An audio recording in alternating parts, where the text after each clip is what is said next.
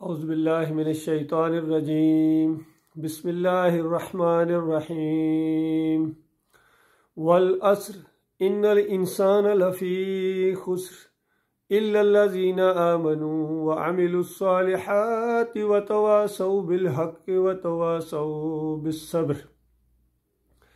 یہ سورۃ العصر ہے۔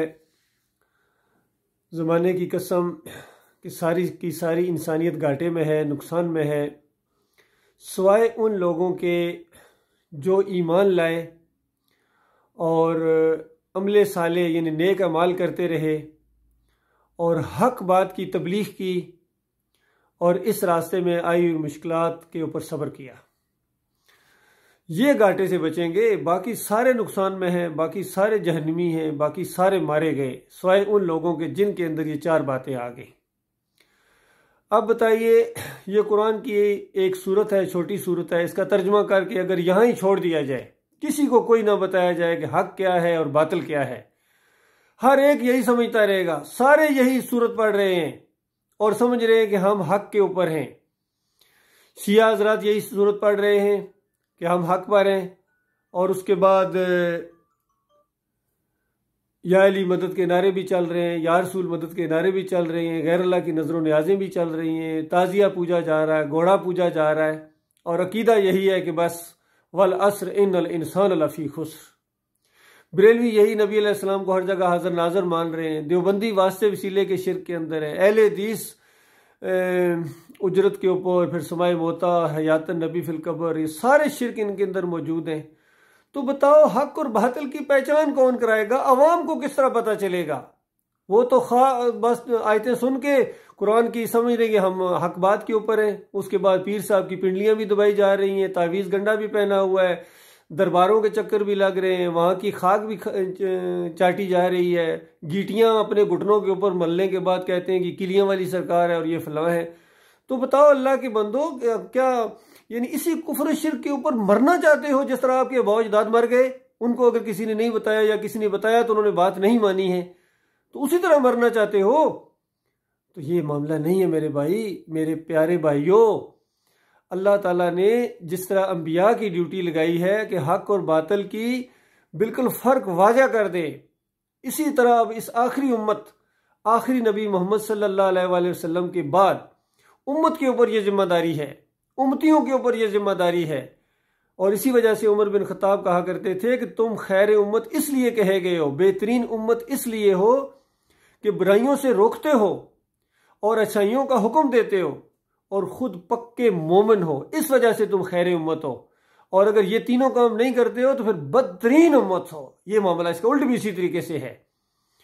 تو کون بتائے گا؟ بتائیے، حق اور باطل کی پہچان کون کروائے گا؟ اور خاص کر جن کا سینہ اللہ نے اسلام کے لیے کھول دیا ہے، ایمان خالص کو پہچان گئے ہیں، تو وہ تو بتائیں گے۔ نہیں بتائیں گے تو اللہ کے ہاں جا کے سزا پائیں گے کہ کیوں نہیں بتایا تھا؟ جب تمہیں معلوم تھا کیوں نہیں بتایا تھا؟ لوگوں سے ڈر گئے تھے اور انسانوں سے ڈر گئے تھے؟ کیا میرا وعدہ اس قرآن کے اندر نہیں تھا کہ انسانوں سے میں تمہیں بچاؤں گا؟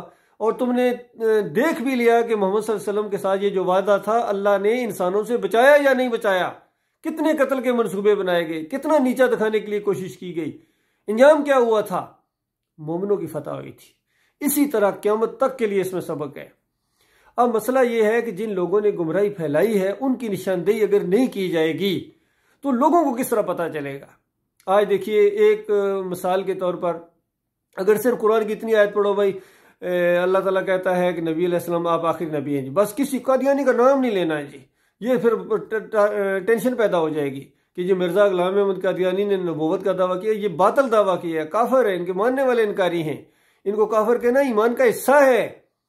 تو کوئی نہیں، ایسی باتیں نہ چھیڑو جی، بس قرآن کی آیت کا ترجمہ بتا دیا کرو جی، یہی کافی ہے جی۔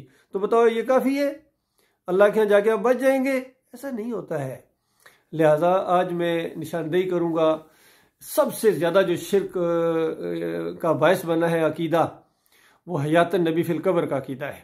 نبی علیہ السلام کی قبر آج پوری طرح پوجی جا رہی ہے، اور پوری دنیا میں اس کو بنیاد بنا کے ہر جگہ مزاروں کے اوپر گنبد بنائے جا رہے ہیں، پھر عرس اور میلے، پھر چادریں اور چڑھاوے، شیرینیاں، یہ سارے کس وجہ سے ہیں؟ اسی وجہ سے ہیں۔ اگر کسی کو کہا جائے پیر صاحب کے اوپر یہ گنبد کیوں بنا دیا ہے، تو کہیں گے اچھا پھر وہ مدینے میں کیوں ہے؟ وہاں کو دلیل پکڑ رہے ہیں۔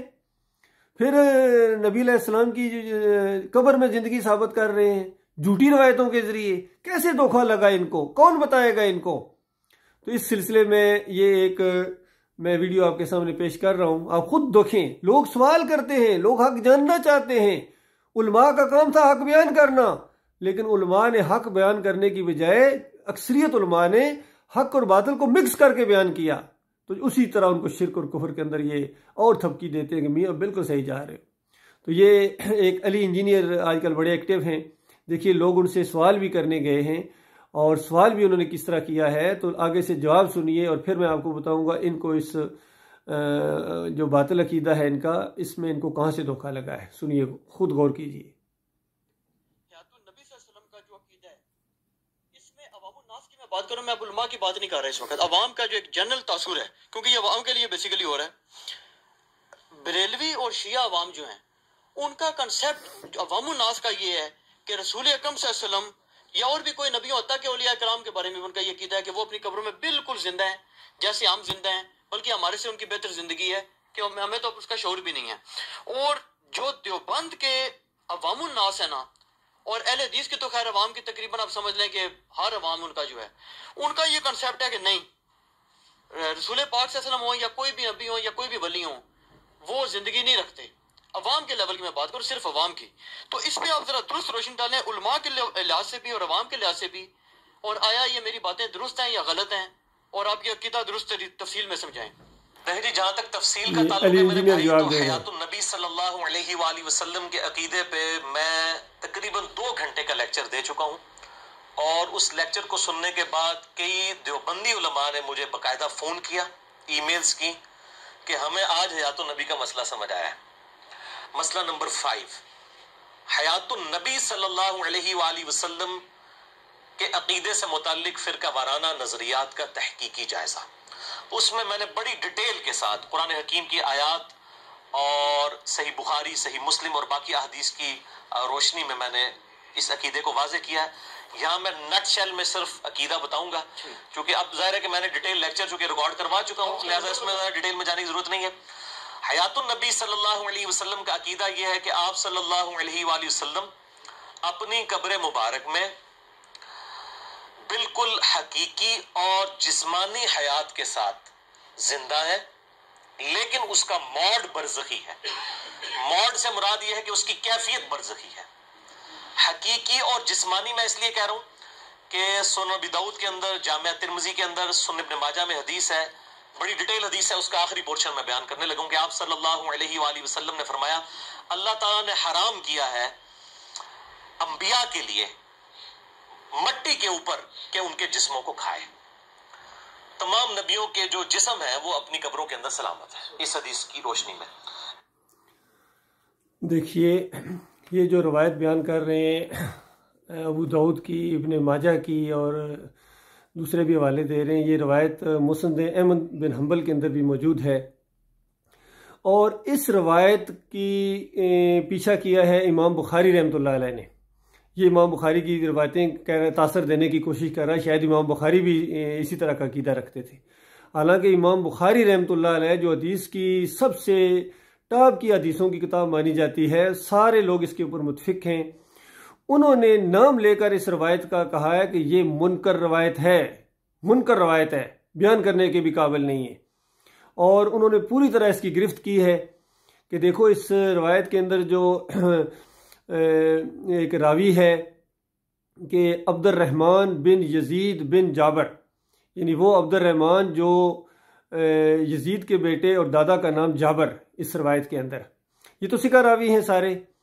لیکن اصل مسئلہ یہ ہے کہ کوفی راوی نے اس روایت کو جو بیان کیا ہے اس میں یہ جو ثقہ راویوں کے نام لیے ہیں، اصل میں یہ راوی نہیں ہے اس کے اندر، یہ وہ والا عبد الرحمن نہیں ہے، بلکہ یہ وہ والا عبد الرحمن ہے، عبد الرحمن بن یزید بن تمیم، کہ وہ راوی جس کے دادا کا نام تمیم ہے.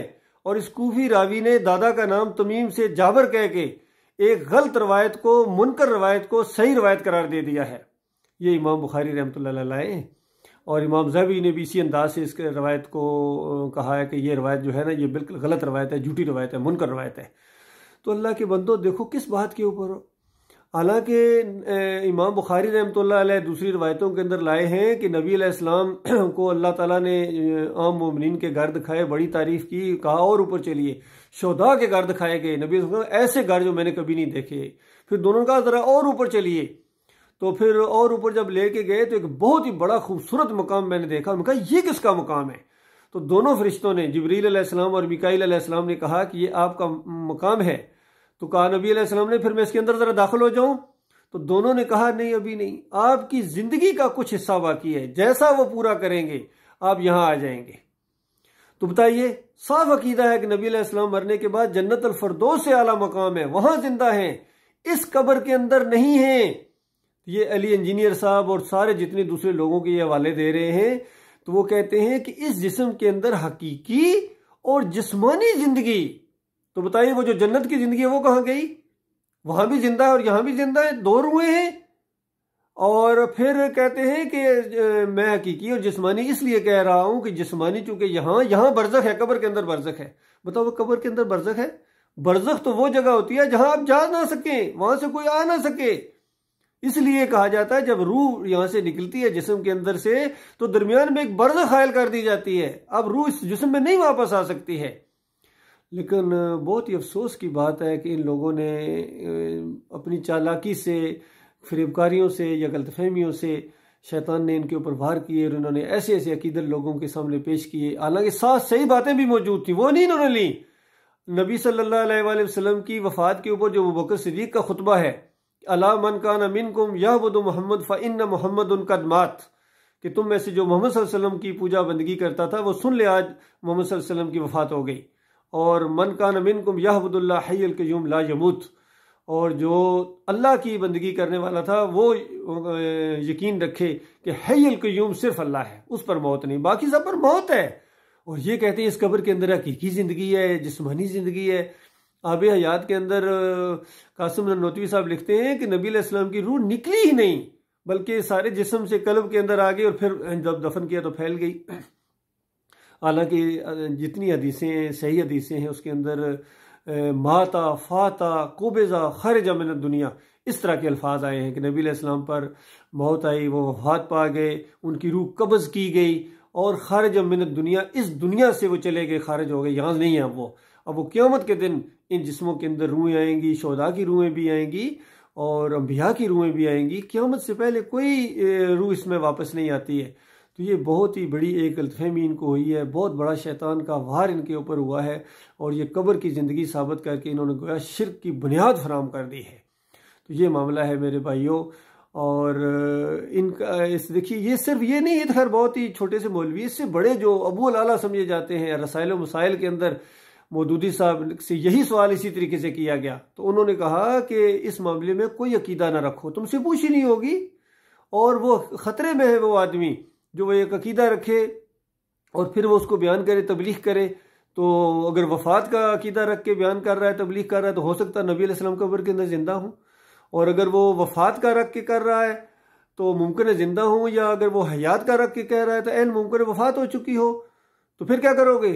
تو لہٰذا کوئی بھی عقیدہ نہ رکھو۔ تو اللہ کے بندوں غور کرو، کوئی عقیدہ کیسے نہ رکھو، ایک عقیدہ تو لازمی بنے گا۔ اور اس نے ابو بکر صدیق اور عمر بن خطاب اور سارے لوگوں کو خطرے میں ڈال دیا، حالانکہ امت کا سب سے بڑا اجماع اسی ایک بات کے اوپر ہوا ہے۔ ابھی نبی علیہ السلام کی میت دفن بھی نہیں کی گئی تھی کہ سارے صحابہ اس بات کے اوپر، جو وقتی طور پر ایک شیطان کا وار ہوا تھا اس انداز سے کہ ابھی پھر زندہ ہوں گے اور یہ ہوگا وہ ہوگا، ابو بکر صدیق کے اس خطبے کے بعد سارے اسی ایک نتیجے کے اوپر پہنچ گئے اور پوری طرح یقین آ گیا۔ اور عمر بن خطاب بیان کرتے ہیں کہ جب ابو بکر صدیق نے یہ خطبہ دیا، میرے پاؤں، میری ٹانگیں میرے جسم کا بوجھ برداشت نہیں کر سکی ہیں، حتیٰ کہ میں زمین کے اوپر گر گیا اور مجھے یقین آ گیا کہ اللہ کے رسول صلی اللہ علیہ وآلہ وسلم وفات پا گئے ہیں۔ تو بتائیے، وہ تو اپنے جب حق ان کے سامنے آتا ہے تو وہ ان کی ٹانگیں کانپ جاتی، اس طرح حق کے سامنے وہ اپنے آپ کو جھکا دینے والے لوگ تھے۔ اور آج کے یہ علماء ہیں، یہ بڑے بڑے گبرو مولوی ہیں، ان کے سامنے اللہ کی بات کی جائے، اللہ کے رسول صلی اللہ علیہ وآلہ وسلم کی بات کی جائے، صحابہ کرام کی باتیں کی جائے، ان کو یقین ہی نہیں آتا، ان کی گردن اور اکڑ جاتی ہے اور اٹھ کے کھڑے ہو جاتے ہیں کفر و شرک کی حمایت میں اور اللہ کے دین کو نیچا دکھانے کے لیے۔ یہ بہت بڑی بدبختی ہے میرے بھائیوں ان کی۔ اللہ تعالیٰ غور و فکر کرنے اور ایمان کو خالص کرنے کی توفیق عطا فرمائے۔ اور جب تک ان کا نام نہیں لیا جائے گا، لوگوں کو کس طرح پتہ چلے گا بتائیے؟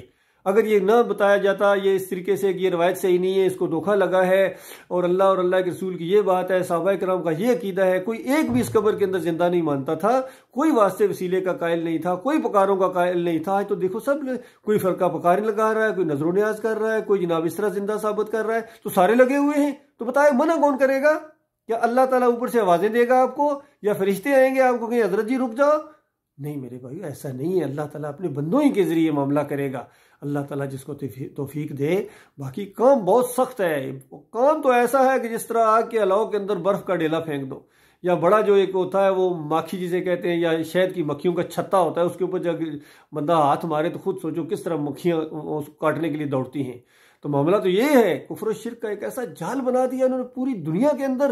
آج جو مسلمانوں کی درگت بنی ہوئی اسی شرک کی وجہ سے ہے۔ اللہ کی رحمت روٹھی ہوئی ہے، اللہ نہیں آپ کے ساتھ، یاد رکھیے۔ آپ کہتے رہیں پوری دنیا آپ کا جنازہ پڑے، پوری دنیا کے پھول آپ کے اوپر نچھاور کر دیے جائیں، اور پوری دنیا آپ کو شہید اور اس طرح کا معاملہ کرے، جب تک عقیدے کے اندر صفائی نہیں لاؤ گے، ایمان درست نہیں کرو گے، لا الہ الا اللہ محمد رسول اللہ، اس کو غور کرو، غور سے پڑھو، لا الہ الا اللہ، اللہ کے علاوہ کوئی الہ نہیں ہے، کوئی داتا دستگیر، کوئی مشکل کشا نہیں ہے، کوئی حاجت روا نہیں، کوئی نہیں سنتا ہے آپ کی پکار سوائے اللہ کے، کوئی رکوع اور سجدے کے لائق نہیں ہے۔ اور محمد رسول اللہ، محمد صلی اللہ علیہ وسلم اللہ کے رسول ہیں، اللہ کے ساتھ شریک نہیں ہے، پارٹنر نہیں ہے، الہی نہیں ہے، ہمیشہ زندہ رہنے والے نہیں تھے، رسول ہیں، ان کی پیروی کرنی ہے، ان کے دین کو اختیار کرنا ہے، ان کی سنتوں کے اوپر عمل کرنا ہے۔ جس نے ان کی سنتوں سے محبت کی اس نے نبی علیہ السلام سے محبت کی۔ باقی نبی علیہ السلام کی بات نہ ماننا، اس دین کو نہ ماننا، اور صرف عشق کے دعوے اور اس طرح کی یہ باتیں اللہ کے یہاں چلنے والی نہیں ہیں۔